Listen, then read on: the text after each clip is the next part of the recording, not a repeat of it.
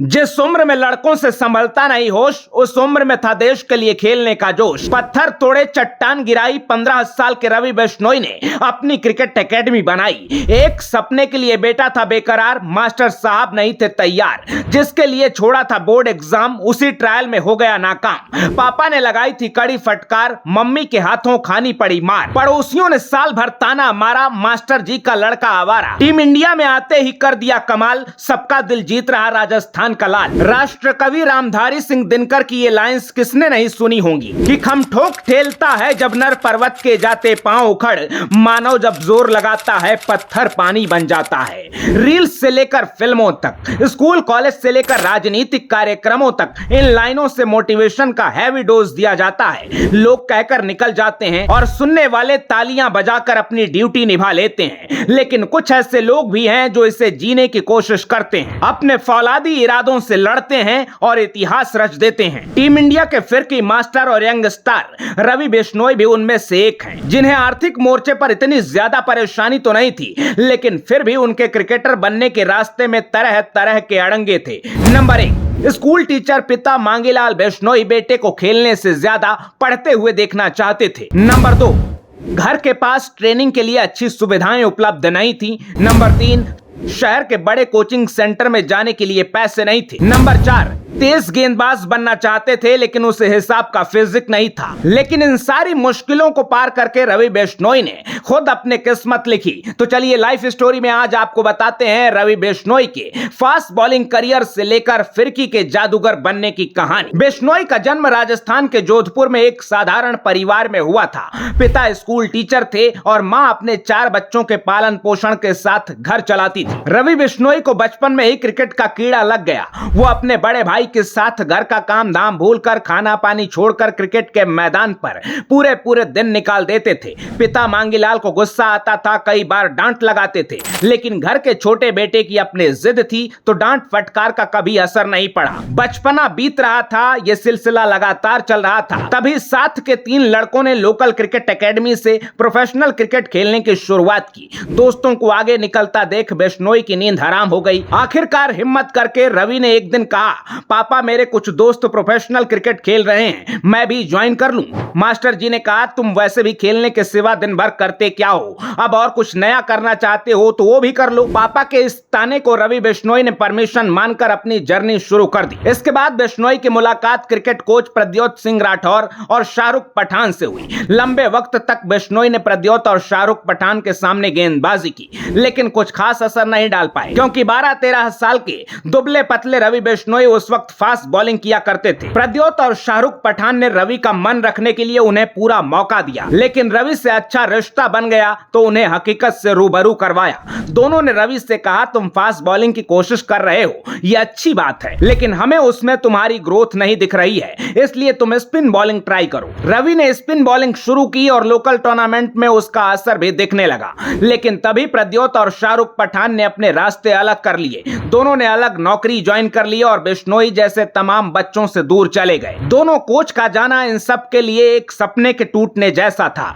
लेकिन 3 साल बाद प्रद्योत और शाहरुख ने अपने इलाके में फिर वापसी की। लड़कों का हाल जाना तो पता चला कि सब कुछ वहीं ठहरा हुआ है। बिश्नोई से दोनों कोच ने पूछा, आगे का कुछ प्लान है? तो बिश्नोई ने कहा, हमें तो सीखना ही है, आप जो कहेंगे हम करने को तैयार हैं। इसके बाद बिश्नोई ने अपने दोस्तों की एक मीटिंग बुलाई और सबने मिलकर फैसला किया कि गांव से कुछ दूरी पर एक पिच बनाई जाएगी। प्रद्योत, शाहरुख पठान और बिश्नोई ने मिलकर एक बंजर जगह तय की। बिश्नोई के 5 दोस्त और दोनों कोच ने मिलकर खुद मेहनत मजदूरी की, ईंट ढोई, पत्थर तोड़े और करीब 6 महीने खून पसीना बहाकर प्रोफेशनल क्रिकेट ग्राउंड तैयार किया। प्रद्योत और शाहरुख ने अपनी पहचान निकाली और महान क्रिकेटर दिलीप वेंगसरकर को बुलाकर स्पार्टन क्रिकेट एकेडमी का उद्घाटन करवाया। अब इसके बाद बिश्नोई के पास अपने सपने के लिए लड़ने की जमीन तैयार हो चुकी थी। बिश्नोई ने यहाँ खूब पसीना बहाया। घर से करीब 20 किलोमीटर दूर इस ग्राउंड तक वो साइकिल से रोजाना आते जाते थे। ट्रेनिंग अच्छी चल रही थी। बच्चों को दिलीप वेंगसरकर से भी सीखने का मौका मिला। यहीं से जोधपुर की लोकल टीम को मुंबई टूर का भी मौका मिला।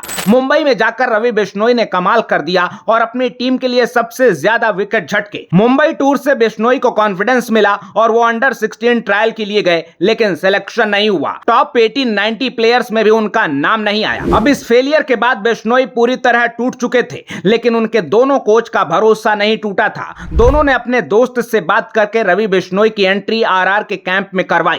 आईपीएल के प्रैक्टिस कैंप में रवि बिश्नोई को नेट बॉलर के तौर पर रख लिया गया। बिश्नोई को लग रहा था कि मैं जुगाड़ से आया हूं, तो कॉन्फिडेंस हिला हुआ था।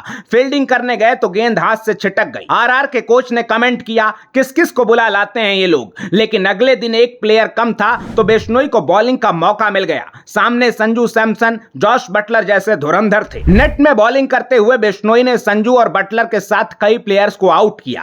आरआर के बैटिंग कोच अमोल मजूमदार बिश्नोई से इंप्रेस हो गए और बुलाकर पूछा, कौन सी टीम से खेलते हो। बिश्नोई ने कहा, किसी टीम से नहीं सर, आप ही खिला लीजिए। कोच ने कहा, बेटा जगह तो बनती है, हम कोशिश करेंगे इसी साल आरआर के लिए खेलो। बाद में पता चला कि आईपीएल में नियम है, खिलाड़ी कम से कम 19 साल का हो या रणजी खेल चुका हो। बिश्नोई के करियर में नया अड़ंगा लगा था, लेकिन वो अपने खेल से सबको प्रभावित कर चुके थे। आरआर के बैटिंग कोच अमोल मजूमदार ने बिश्नोई को प्रैक्टिस मैच में मौका दिया। बिश्नोई ने उसमें भी शानदार गेंदबाजी की, लेकिन तभी बिश्नोई के फोन की घंटी बजी और पापा ने कहा, बोर्ड के एग्जाम आ रहे हैं, वापस चले आओ, बहुत हो गई बॉलिंग। लोग पूछ रहे हैं लड़का टीवी पर नहीं आया अब तक, लौट आओ बेटा, पढ़ाई में ध्यान दो। बिश्नोई के पास अपने पिता को समझाने के लिए ऐसी कोई कामयाबी नहीं थी जो बोर्ड एग्जाम से बड़ी हो, तो उन्होंने आरआर के कोच और अपने प्रद्योत भैया से बात की। कोचेस ने बिश्नोई के पिता को समझाया, आपका बेटा टीम इंडिया खेलने की तैयारी कर रहा है, ऐसे मौके सबको नहीं मिलते।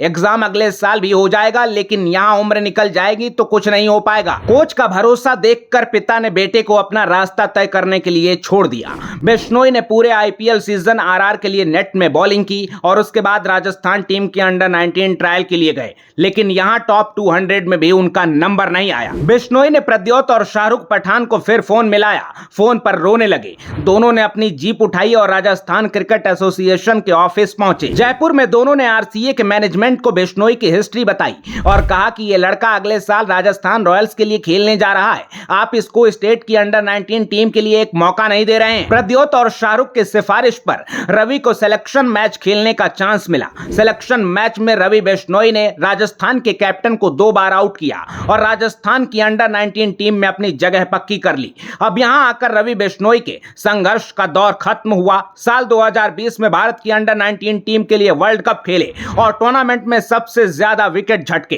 इसी साल आईपीएल में बोली लगी तो पंजाब किंग्स ने 2 करोड़ रुपए में खरीदा। 2022 में वेस्ट इंडीज के खिलाफ टी20 में डेब्यू का मौका मिला। पहले ही मैच में 4 ओवर में 17 रन देकर 2 विकेट झटके तो खुला ऐलान कर दिया कि रवि बिश्नोई आने वाले दौर में भारतीय क्रिकेट का एक बड़ा नाम बनेगा। इसी साल बिश्नोई को एलएसजी ने 4 करोड़ रुपए देकर अपने कैंप में शामिल किया और यहां भी बिश्नोई ने धारदार बॉलिंग से अपनी छाप छोड़ी। वक्त के साथ लेग स्पिन गुगली गेंदबाज रवि बिश्नोई लगातार नए नए कीर्तिमान बना रहे हैं और उन सबको गलत साबित कर रहे हैं जिन लोगों ने कभी उन पर भरोसा नहीं किया था और अपने दोनों कोच प्रद्योत और शाहरुख पठान की मेहनत को कामयाब कर रहे हैं। खुद के लिए पिच तैयार करके क्रिकेट खेलने से लेकर बोर्ड एग्जाम छोड़कर बॉलिंग प्रैक्टिस चुनने तक रवि बिश्नोई की ये रोमांचक कहानी कैसी लगी, कमेंट बॉक्स में जरूर बताइएगा। और अगर इस राजस्थानी छोरे की स्टोरी आपको इंस्पायर करती है तो वीडियो को शेयर करना बिल्कुल ना भूलिएगा। इसमें आपको सिर्फ 2 सेकंड लगेंगे, लेकिन हमारी घंटों की मेहनत सफल हो जाएगी। अपना ख्याल रखिए, आते रहिए। जय हिंद।